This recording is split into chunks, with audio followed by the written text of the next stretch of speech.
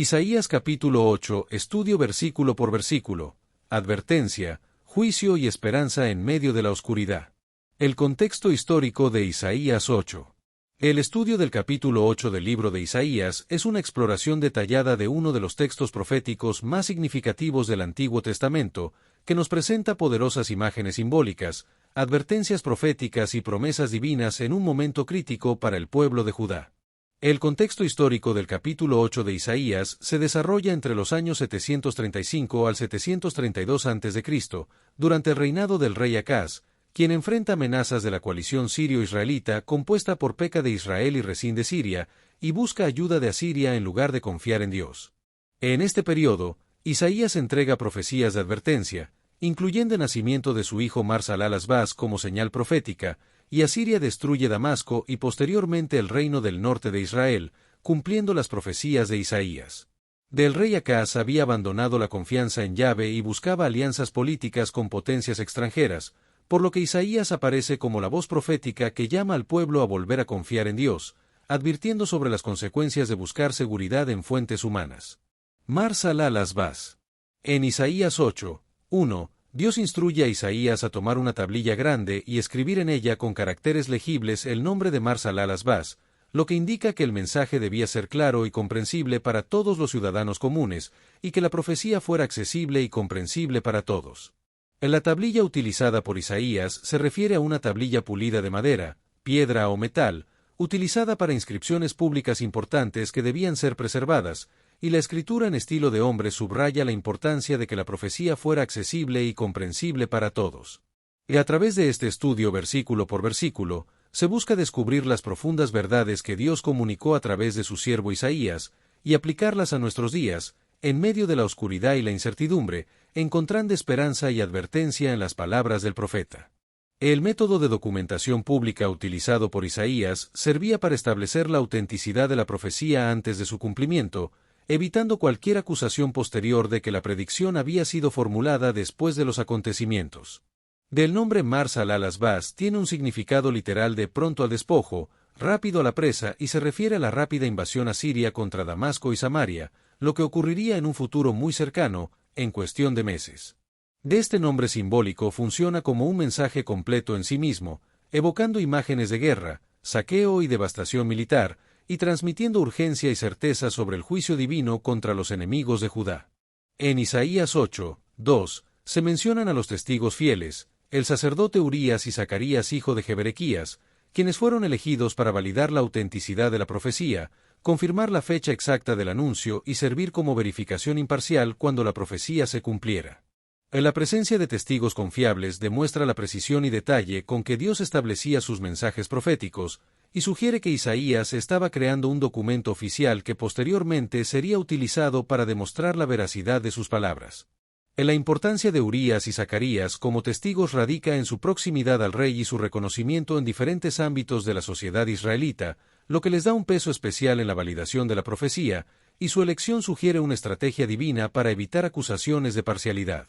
Urías, como sacerdote que había complacido al rey Acaz en asuntos religiosos cuestionables, habría sido considerado favorable a la política pro-asiria del rey, lo que hace que su testimonio sea aún más significativo en la validación de la profecía anti-asiria de Isaías. En la elección de estos testigos específicos muestra el cuidado divino por establecer pruebas verificables de sus palabras proféticas, asegurando que su pueblo reconociera su mano soberana en los acontecimientos históricos cuando estos finalmente se desarrollaran conforme a lo anunciado. La profetisa y su hijo. En la sección del capítulo 8 del libro de Isaías describe cómo Dios utiliza a individuos y eventos para validar profecías y transmitir mensajes divinos, como en el caso de la profetisa, la esposa de Isaías, y su hijo Mar-Salal-Has-Baz, cuyo nacimiento y nombre fueron ordenados por Dios como parte de un mensaje profético. El nacimiento de Mar-Salal-Has-Baz sirvió como un cronómetro divino, estableciendo una cuenta regresiva visible para el cumplimiento de la profecía, y su nombre se convirtió en una señal profética que recordaba constantemente al pueblo y a sus líderes las palabras divinas. El hijo de Isaías se convirtió en una profecía viviente desde el momento de su concepción, y su vida cotidiana, junto con la de su familia, se transformó en un mensaje continuo que proclamaba la profecía divina sobre el futuro inmediato de la nación.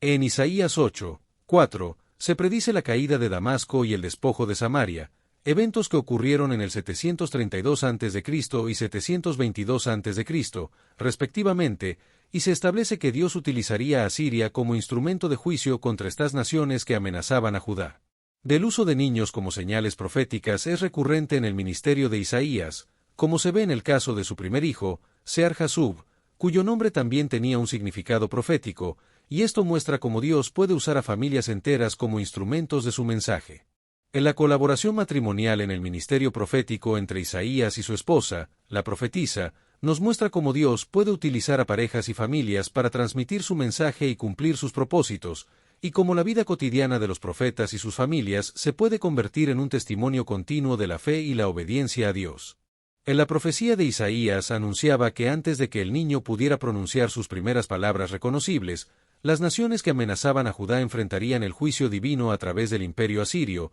lo que confirmaría la autoridad profética de Isaías y demostraría la soberanía divina sobre las naciones. En la rapidez del juicio divino anunciado se produciría en menos de un año, utilizando el poderoso imperio asirio como instrumento, y su consecuencia principal sería la eliminación de la amenaza sirio-efraimita, con el propósito espiritual de demostrar la soberanía divina sobre las naciones.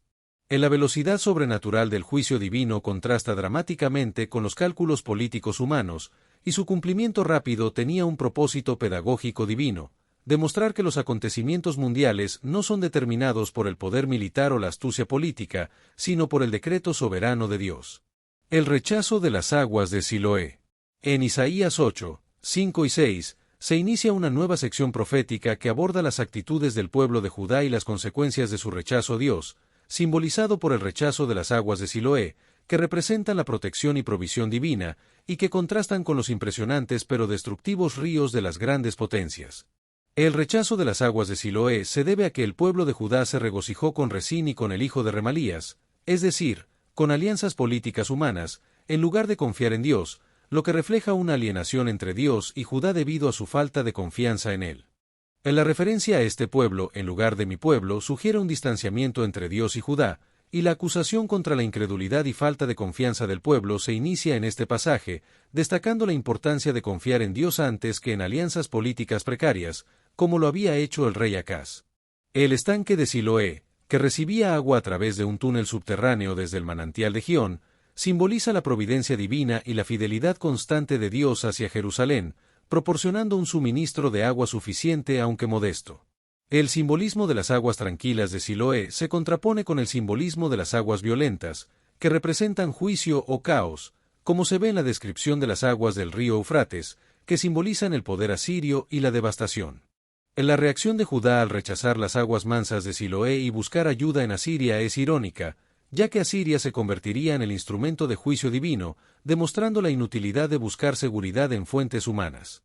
Asiria actuaba según sus propios intereses imperiales, ignorando que estaba cumpliendo propósitos divinos, y Dios controlaba precisamente el alcance del juicio, permitiendo que Asiria llegara hasta el cuello, pero no más allá, limitando la destrucción para preservar un remanente fiel.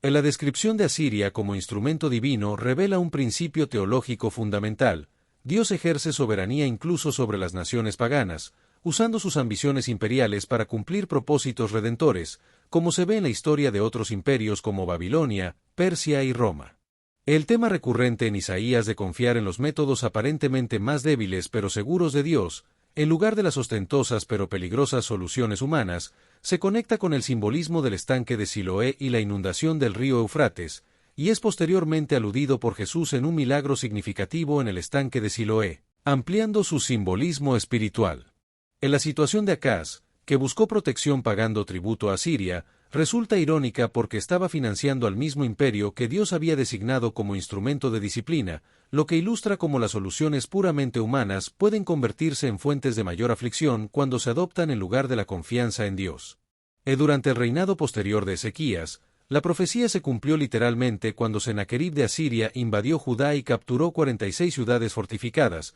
lo que representó la crisis nacional más severa desde la división del Reino Unido, y el avance militar fue tan devastador que toda resistencia parecía inútil. En la invasión asiria siguió un patrón de conquista, comenzando con el reino de Israel, avanzando hacia las fronteras septentrionales de Judá, capturando ciudades fortificadas y aislando progresivamente a Jerusalén hasta rodear completamente la capital y exigir rendición. Sin embargo, Dios había establecido límites precisos a esta inundación militar, y la expresión hasta el cuello llegará en Isaías 8:8 presenta un cuadro vívido de peligro extremo pero no fatal, como una persona con agua hasta el cuello que aún puede respirar pero está al borde de ahogarse. En la imagen de hasta el cuello llegará también contiene un mensaje teológico profundo, ya que Dios permite que su pueblo experimente crisis severas que revelan su completa dependencia de Él, pero siempre establece límites precisos al sufrimiento, y esta dinámica de disciplina limitada refleja el propósito divino de corrección y restauración, no de destrucción total.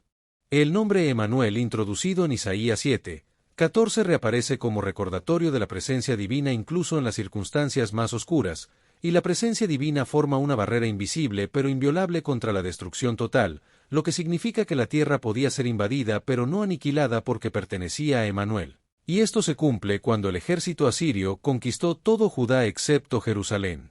La mención de tu tierra, o Emmanuel en el texto establece que el último control sobre Judá no pertenece ni a Acaz ni a Asiria, sino al Mesías prometido, el verdadero heredero del trono davídico, y que la tierra pertenece a Emmanuel, lo que significa Dios con nosotros. Advertencia a las naciones enemigas. En Isaías 8:9 y 10, el profeta lanza una advertencia a las naciones enemigas, desafiándolas a oponerse a los planes divinos, y les asegura que, sin importar cuán preparadas estén, serán quebrantadas y sus planes serán anulados porque Dios está con Judá. En la repetición de la idea de que las naciones serán quebrantadas subraya la inevitabilidad del fracaso de sus esfuerzos para oponerse a los planes divinos, y se enfatiza que la certeza de este fracaso no se basa en el poder militar de Judá, sino únicamente en la presencia de Dios. En la estructura poética de los versículos es notable, con 3 pares de acciones y resultados que enfatizan diferentes aspectos del esfuerzo humano que inevitablemente terminan en fracaso, y la repetición del término quebrantados subraya la consistencia del juicio divino contra quienes se oponen a sus planes. En la soberanía divina sobre los planes humanos se establece como un principio teológico fundamental, según el cual Dios conoce perfectamente cada decisión y motivación antes de ser formulada, y su intervención divina reorienta los planes para cumplir propósitos divinos, lo que se refleja en la frase tomad consejo, y será anulado, proferid palabra, y no será firme. En la historia ha validado repetidamente esta afirmación profética, como se puede ver en la frustración de los planes asirios contra Jerusalén y en la forma en que Babilonia y Persia se convirtieron en instrumentos inconscientes de los propósitos divinos, lo que demuestra la soberanía divina trasciende y anula los planes humanos que se oponen a sus propósitos. El principio de que las conspiraciones aparentemente invencibles contra el pueblo de Dios están ultimadamente sujetas a la autoridad divina ofrece un profundo consuelo en todas las épocas, como se demuestra a lo largo de la historia del pueblo de Israel, que ha sobrevivido contra toda probabilidad humana a pesar de enfrentar imperios con recursos, ejércitos y tecnología vastamente superiores. En la historia del pueblo de Israel muestra reiteradamente el fracaso de los enemigos del pueblo de Dios, como se ve en la coalición sirio-israelita, el imperio asirio, el imperio babilónico y el imperio persa, que intentaron erradicar al pueblo judío pero últimamente fracasaron debido a la intervención divina. El patrón de la supervivencia del pueblo de Israel no implica inmunidad contra el sufrimiento o las derrotas temporales, como se demostró en la destrucción de Jerusalén por Babilonia, pero establece que ninguna oposición humana puede frustrar permanentemente los propósitos redentores de Dios, porque Dios está con nosotros, Emmanuel. Advertencia contra las conspiraciones. En Isaías 8:11 y 12, se encuentra la advertencia contra las conspiraciones, donde la mano fuerte de Dios se manifiesta en una experiencia profética intensa y poderosa que contrarresta la tendencia natural de Isaías a pensar como el resto del pueblo, y se le instruye a no llamar conspiración a todas las cosas a que el pueblo llama conspiración, ni temer lo que ellos temen. En la advertencia divina revela la intensa presión social que experimentaba Isaías para conformarse a la mentalidad dominante de su tiempo, y la intervención divina fue necesaria para preservar la perspectiva única del profeta, lo que tiene una relevancia sorprendente con los tiempos actuales, donde las teorías de conspiración frecuentemente dominan el discurso público y generan miedo y desconfianza. El llamado divino a Isaías ofrece una perspectiva alternativa, no dejarse llevar por los temores colectivos, sino mantener una evaluación de la realidad centrada en Dios, lo que resalta la naturaleza contracultural del ministerio profético, que requiere un aislamiento espiritual y mental para mantener una perspectiva radicalmente diferente. fundamentada en la soberanía divina. En el pasaje de Isaías capítulo 8 estudio versículo por versículo advertencia, juicio y esperanza en medio de la OSCU, analiza la posición profética de Isaías y su llamado a resistir la oposición abierta y la presión sutil de adoptar los marcos de pensamiento dominantes, enfatizando la importancia de ver la realidad a través de un lente completamente diferente, midiendo los acontecimientos según estándares divinos en lugar de reacciones humanas. La mentalidad popular en ese momento estaba dominada por temores políticos y la búsqueda de seguridad en alianzas y estrategias humanas, mientras que la posición profética de Isaías se fundamentaba en la palabra divina, manteniendo una perspectiva contracultural que generaba una tensión inevitable entre la conformidad social y la fidelidad al llamado divino. El versículo Isaías 8:13 destaca la importancia de santificar a Jehová de los ejércitos, reconociendo su soberanía y autoridad suprema sobre todas las fuerzas del universo, y respetar su santidad, lo que implica tratarlo como absolutamente único y separado de todas las cosas creadas. El temor divino apropiado desplaza automáticamente los temores humanos inapropiados, y la expresión Jehová de los ejércitos recuerda que Dios comanda ejércitos celestiales infinitamente más poderosos que cualquier fuerza terrestre, lo que debía recordar a Judá en medio de sus temores a las fuerzas asirias.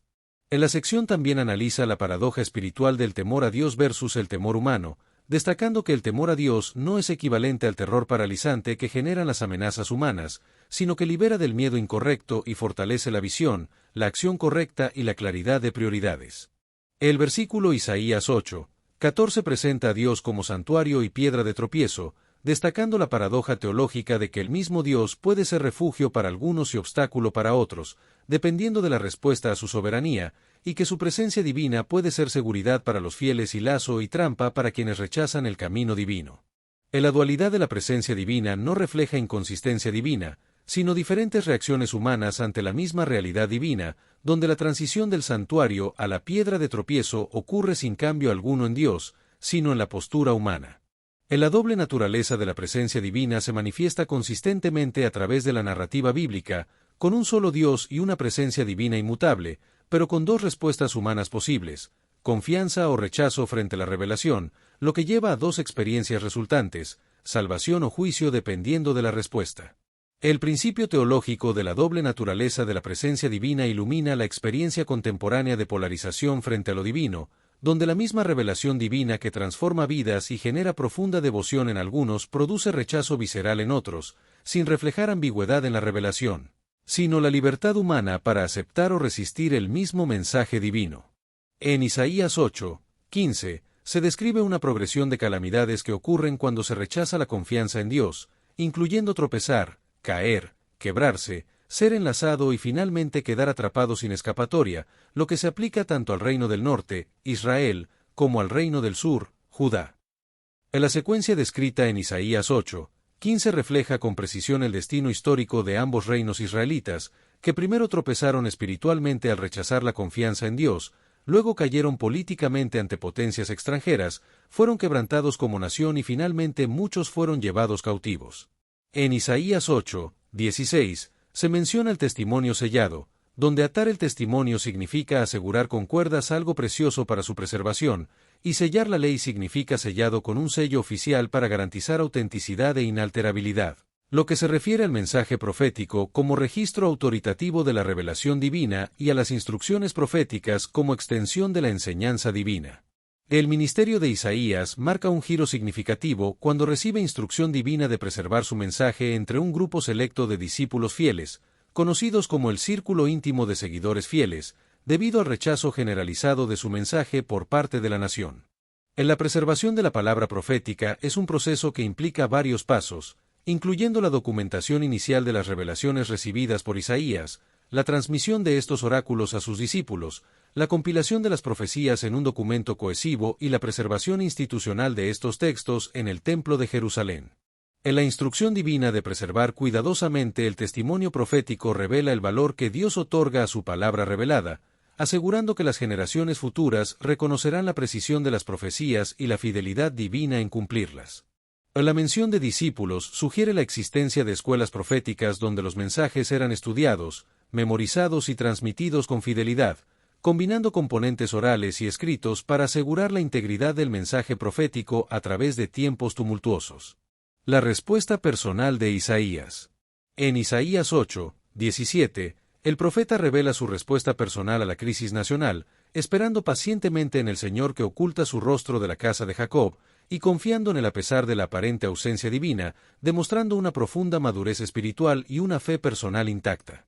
En la espera de Isaías no es una resignación pasiva, sino una anticipación confiada y paciente, reflejada en el verbo hebreo, chaka, que implica una espera activa y expectante, y su confianza personal en Dios se mantiene intacta incluso cuando la fe nacional se desvanece. La idea de que Dios esconde su rostro es un concepto profundamente significativo en la teología israelita, lo que indica tiempos en que la presencia y bendición divinas parecen retiradas, y en este contexto, Isaías demuestra el camino de fidelidad a través de la espera confiada en el momento divino para la restauración. La paciencia del profeta en tiempos de oscuridad se caracteriza por una vigilancia constante, similar a la de un centinela en los muros de la ciudad, manteniendo su puesto incluso cuando todos los demás han abandonado su vigilancia, y esta espera profética implica una atención sostenida a las señales divinas cuando la mayoría ha dejado de buscarlas. En la paciencia profética de Isaías manifiesta esperanza precisamente cuando las circunstancias externas ofrecen menos razones para mantenerla, y esta esperanza contra evidencia se demuestra a través de la obediencia continua a los mandamientos como testimonio de su confianza inquebrantable en Dios. Isaías y sus hijos se convirtieron en señales y presagios en Israel, de parte de Jehová de los ejércitos, y sus nombres proféticos representaban profecías encarnadas que caminaban por las calles de Jerusalén, con nombres como Mar-Salal-Asbaz, Sear-Jasub, Emanuel e Isaías, que presentan un mensaje teológico completo y equilibrado sobre el juicio inminente, la preservación de un remanente fiel y la salvación final. La designación de Isaías y sus hijos como señales y presagios tiene un significado teológico profundo, y su vida familiar se transformó en un continuo testimonio profético, donde cada vez que alguien llamaba a los hijos del profeta, involuntariamente proclamaba las profecías que sus nombres representaban, lo que constituye uno de los aspectos más desafiantes y transformadores de la vida profética. Del libro de Isaías se centra en el mensaje de que la salvación viene solo de Dios, y no de alianzas humanas, como se refleja en el significado del nombre Isaías, que significa Jehová es salvación. En los nombres de los hijos de Isaías, como Sear-Jasub, que significa un remanente volverá, y Mar-Salal-Asbaz, que significa pronto al despojo, rápido a la presa, contienen promesas y advertencias de juicio divino y restauración. Del nombre Emanuel, que significa Dios con nosotros, complementa el mensaje de Isaías y destaca la presencia de Dios incluso en tiempos de juicio. Advertencia contra el ocultismo.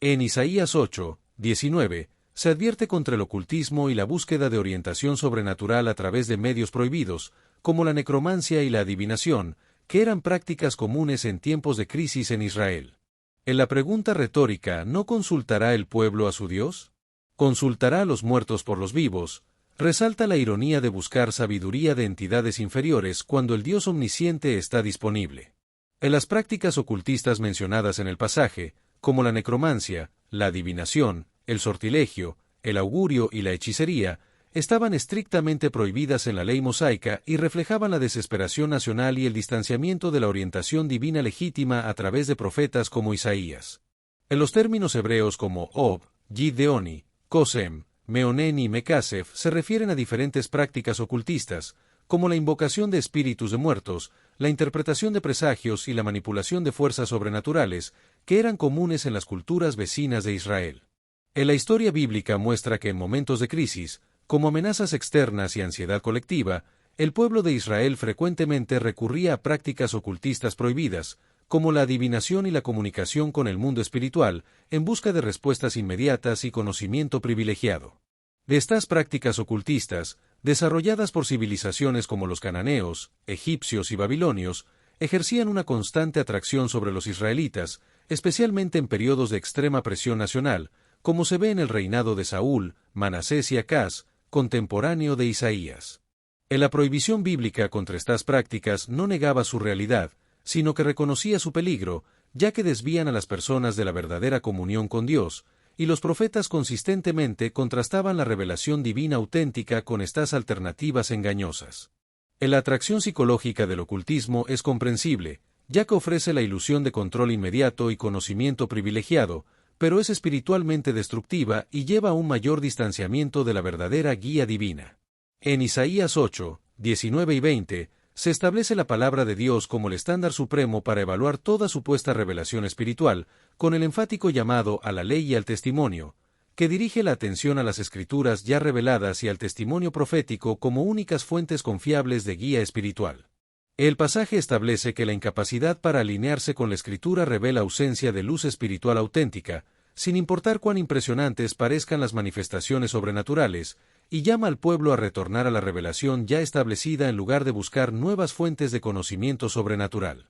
La instrucción bíblica tiene implicaciones permanentes para discernir mensajes espirituales, estableciendo que cualquier supuesta revelación que contradiga la escritura ya establecida debe ser rechazada, sin importar cuán impresionantes sean sus manifestaciones o cuán atractivo sea su mensaje, con el fin de proteger al pueblo de Dios de engaños espirituales. El principio a la ley y al testimonio se refiere a la revelación escrita ya establecida, como la Torá de Moisés, y el testimonio profético auténtico que la interpreta y aplica a nuevas situaciones, formando un cuerpo autoritativo de verdad divina contra el cual debían medirse todas las demás afirmaciones espirituales. La expresión la ley y el testimonio es fundamental para establecer la supremacía de la revelación escrita como ancla de certeza en medio de la confusión espiritual, y se compone de varios elementos, incluyendo la revelación escrita, el testimonio profético, la aplicación espiritual y la comunidad de fe. El versículo Isaías 8, 20 establece que las consecuencias de rechazar la palabra divina son la ausencia de luz espiritual, lo que se refleja en la expresión hebrea: si no hablan conforme a esta palabra, es porque no tienen amanecer, sugiriendo una ausencia completa de luz espiritual. La relación entre el rechazo de la palabra divina y la ausencia de luz espiritual es causal y opera en ambas direcciones, lo que lleva a un ciclo negativo de progresiva ceguera espiritual, y se manifiesta en varias formas, incluyendo la ceguera perceptiva, la desorientación moral, el oscurecimiento intelectual y el endurecimiento afectivo. La oscuridad espiritual como resultado del rechazo de la palabra divina puede llevar a una serie de consecuencias espirituales negativas, incluyendo la incapacidad para discernir realidades espirituales, la confusión ética, la distorsión del juicio y la insensibilidad progresiva hacia lo divino y lo sagrado. La oscuridad espiritual es un estado holístico que afecta todas las dimensiones de la existencia humana, y no es meramente la ausencia de información, sino que requiere intervención divina para restaurar la capacidad de percibir y responder a la luz espiritual, como se menciona en la descripción del siervo que abrirá los ojos de los ciegos en Isaías 42. 7. Desorientación física y espiritual. En Isaías 8, 21, se describe la desorientación física y espiritual del pueblo que vaga sin dirección divina, experimentando hambre y fatiga, y respondiendo con ira irracional y culpando a sus líderes y a Dios mismo, en lugar de reconocer su propia responsabilidad. La progresión de las consecuencias de rechazar la luz divina es significativa, ya que las personas experimentan hambre y fatiga, responden con ira, y finalmente dirigen su furia hacia sus líderes y hacia Dios, buscando chivos expiatorios en lugar de reconocer su propia responsabilidad. Las reacciones humanas ante el juicio divino varían, y la narrativa bíblica documenta un espectro de respuestas, incluyendo ira hacia Dios, arrepentimiento, como en el caso de David después de su censo en 2 Samuel 24, o Nínive ante la predicación de Jonás, culpar a otros, búsqueda de ídolos y negación. La transferencia de responsabilidad es común y exacerba la oscuridad espiritual, creando un ciclo de creciente alienación de la verdadera fuente de restauración, y para el corazón ya inclinado hacia Dios, incluso el sufrimiento severo puede profundizar la fe, mientras que para el corazón ya alienado, el mismo sufrimiento intensifica la hostilidad. En la búsqueda de seguridad en falsos refugios y soluciones humanas, como se menciona en el texto, es una respuesta común ante la crisis, y la negación de la realidad del juicio divino es otro patrón de comportamiento que se repite constantemente en la historia, cerrando los ojos y oídos a las advertencias proféticas y perpetuando el ciclo de desobediencia. La bifurcación de respuestas a las circunstancias puede producir tanto santos como cínicos, y la blasfemia es una respuesta a la desesperación que implica desprecio deliberado y rechazo a Dios, surgiendo de una percepción distorsionada del carácter divino. En un contexto psicológico, la blasfemia funciona como mecanismo de defensa en situaciones de extrema angustia, externalizando la culpa y preservando la autoestima, lo que permite a la persona evitar confrontar su propia responsabilidad. La blasfemia también tiene una dimensión espiritual, representando una distorsión relacional profunda, donde el corazón humano, diseñado para adorar a Dios, se convierte en acusador cuando la confianza fundamental ha sido erosionada por rebelión previa, como se describe en el texto de Isaías. El texto de Isaías describe a personas que maldecirán a su rey y a su Dios cuando enfrenten las consecuencias de sus decisiones, lo que refleja una trágica ironía, ya que precisamente cuando más necesitan la ayuda divina, la rechazan con mayor vehemencia. En la oscuridad espiritual se describe en Isaías 8:22 como un estado de desesperación absoluta, utilizando tres términos distintos: I, Tsar angustia, SSI, Caseca oscuridad, y A, apela tinieblas densas, lo que crea una imagen de desolación espiritual absoluta. En la búsqueda frenética e infructuosa de ayuda en todas direcciones posibles, tanto hacia arriba como hacia abajo, indica una ausencia completa de esperanza o orientación, y la repetición de términos para oscuridad crea una impresión de densidad opresiva. En la oscuridad como metáfora del juicio divino tiene profundas raíces en la tradición bíblica, desde la 9ª plaga de Egipto hasta la oscuridad sobrenatural durante la crucifixión, y opera en múltiples niveles, produciendo aislamiento y parálisis, y sirve como advertencia sobre las consecuencias últimas de rechazar persistentemente la guía divina. La ironía es dolorosa, ya que habiendo rechazado la luz cuando estaba disponible, ahora la buscan cuando ya la oscuridad espiritual se ha solidificado, lo que sirve como advertencia sobre las consecuencias de rechazar la guía divina, como se describe en el texto de Isaías. Del juicio divino desnuda las ilusiones humanas de autosuficiencia, dejando solo confusión y desesperanza, al igual que la oscuridad física desorienta y genera temor, y la oscuridad espiritual destruye el sentido de propósito y seguridad. En la oscuridad espiritual se describe como una densidad tan grande que puede palparse casi físicamente, afectando todas las dimensiones de la existencia humana, y se caracteriza por una percepción distorsionada, un razonamiento ilógico, afectos desordenados y una conducta autodestructiva.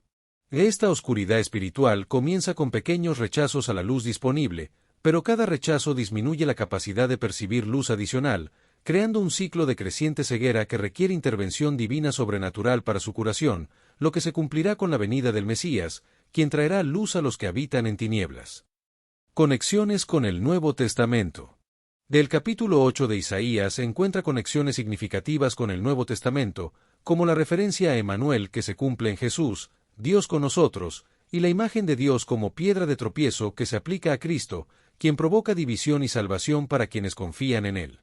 La enseñanza de Jesús sobre santificar el nombre del Padre y la advertencia contra prácticas ocultistas también se encuentran en el capítulo 8 de Isaías, destacando la continuidad teológica entre el Antiguo y el Nuevo Testamento. En la conexión más significativa entre el capítulo 8 de Isaías y el Nuevo Testamento se encuentra en el contraste entre tinieblas y luz, ya que el capítulo 8 termina con una imagen de oscuridad absoluta, pero el capítulo 9 inmediatamente introduce la promesa de una gran luz mesiánica que se cumplirá en la venida de Jesús. En la secuencia descrita en el texto prefigura la narrativa evangélica, donde la oscuridad del Viernes Santo es seguida por la luz radiante de la resurrección, y se relaciona con Cristo como piedra de tropiezo, según se menciona en 1 Pedro 2:8. En la aplicación cristológica de varios pasajes bíblicos, como Isaías 8:14, Salmo 118:22, Isaías 28:16 y Daniel 2:34 y 35, revela la doble función de Dios,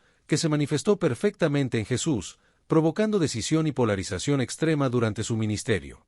En la relevancia de Isaías 8 para la Iglesia actual se refleja en tres aspectos importantes: la autoridad escritural, que sigue siendo fundamental en una era de relativismo y múltiples verdades competidoras, la centralidad de Cristo, que es verdaderamente Dios con nosotros en toda crisis contemporánea, y la paciencia en oscuridad, que modela la perseverancia fiel cuando Dios parece ocultar su rostro. En la advertencia contra consultar fuentes ocultistas en Isaías 8:19 mantiene sorprendente relevancia en una cultura contemporánea fascinada por espiritualidades alternativas, y el principio de que Dios mismo puede funcionar como santuario o como piedra de tropiezo dependiendo de nuestra respuesta a Él. Ilumina divisiones contemporáneas sobre temas espirituales. En las aplicaciones espirituales del texto incluyen confiar en Dios en tiempos de crisis, valorar las aguas de Siloé, que representan las provisiones aparentemente modestas pero suficientes de Dios, y resistir el temor contagioso, siguiendo la instrucción divina a Isaías de no temer lo que el pueblo temía, y guardar nuestros corazones contra la ansiedad colectiva que contradice la confianza en Dios. En la disposición de Isaías a esperar en Jehová cuando Dios ocultaba su rostro es un modelo práctico para mantener la fe en tiempos de crisis, y su perseverancia representa una de las expresiones más profundas de fe genuina.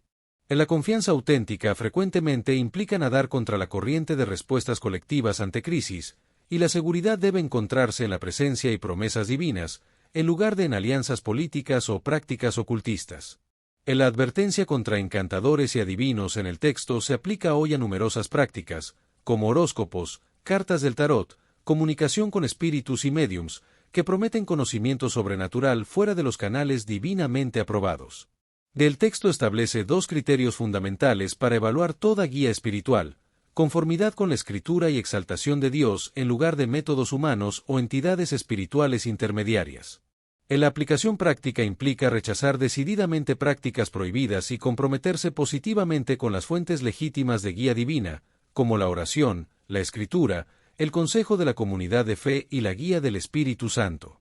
Los creyentes contemporáneos están llamados a encarnar el mensaje del Evangelio en su identidad personal y familiar, y a mantener perspectivas contrastantes con patrones culturales dominantes, como lo hizo Isaías al resistir llamar conspiración a lo que todos temían. En la vida diaria de los creyentes debe proclamar visiblemente verdades espirituales, y las comunidades de fe deben preservar y encarnar la verdad divina incluso cuando la cultura general la rechaza, como lo anticipa la preservación del testimonio entre mis discípulos en el texto. La Iglesia actúa como guardiana y manifestación visible del testimonio divino, y el modelo de Isaías como señal y presagio establece un paradigma para el testimonio cristiano contemporáneo, que implica encarnar las verdades del Evangelio en nuestras identidades, relaciones y decisiones diarias. En la dimensión familiar del testimonio de Isaías es particularmente significativa, ya que su familia entera participaba en el ministerio profético, recordándonos que el discipulado cristiano auténtico se extiende naturalmente a nuestros hogares y que las familias creyentes tienen un potencial único para manifestar verdades del reino de manera visible y convincente. Aplicaciones espirituales. En tiempos de oscuridad espiritual y relativismo moral, el mandato a la ley y al testimonio resuena con urgencia, estableciendo la Escritura como el estándar supremo para evaluar toda afirmación espiritual y proporcionando una base confiable para discernir la verdad en medio de la confusión. La palabra de Dios es fundamental para la estabilidad y la claridad espiritual, y aferrarse a ella proporciona seguridad personal y un testimonio contracultural de estabilidad en medio de la turbulencia, actuando como una ancla inmutable, una brújula moral y espiritual, una defensa contra engaños y falsas enseñanzas, y una luz clarificadora que disipa las tinieblas espirituales. Cristo es el cumplimiento supremo de Emmanuel, la presencia literal de Dios entre nosotros, que experimentó plenamente la condición humana, sufrió para salvarnos y permanece con nosotros para siempre, como se establece en Mateo 28, 20, yo estoy con vosotros todos los días, y en Mateo 1, 23, Dios con nosotros. Del libro de Isaías presenta una relación divino-humana transformada por la acción de Dios y permanece con su pueblo incluso en medio del sufrimiento, como se ve en el nombre Emmanuel, que significa Dios con nosotros. La esperanza mesiánica se encuentra en medio del juicio, como se describe en el capítulo 8, donde se anuncia una invasión y crisis inminentes, pero también se presenta una semilla de esperanza en la presencia de Emmanuel y una luz prometida que se describe en la transición hacia el capítulo 9. El capítulo 8 de Isaías concluye con una descripción de tinieblas absolutas, pero el capítulo 9 introduce la promesa de una gran luz mesiánica, estableciendo un patrón teológico profundo donde la esperanza más brillante emerge precisamente del contexto de la oscuridad más profunda.